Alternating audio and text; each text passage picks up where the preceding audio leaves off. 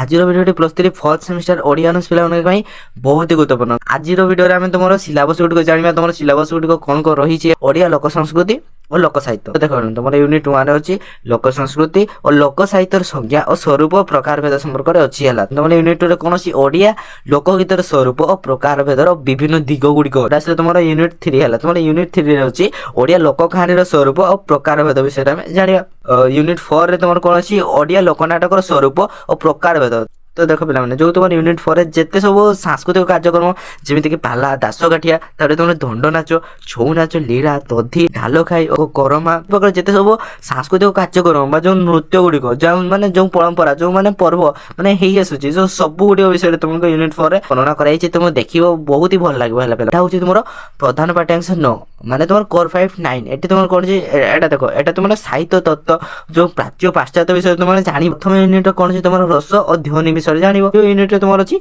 रीति प्रकृति और अलंकार है। तुम यूनिट 3 रे अच्छी क्लासिसिज्म आ गए तुम रोमांटिसिज्म है। यूनिट अच्छी तुम प्रतीकवाद और चित्रकर्म विषय में जाना।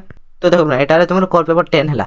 कोर पेपर 10 कौन अच्छे तुम ओडिया कविता प्राचीन आधुनिक माने प्राचीन आधुनिक केमी आसी तो से विषय तुमको जानवा। दशम पत्र कौन तुम यूनिट 1 अच्छे सारला महाभारत दुर्योधन को रक्त नदी संतरण है।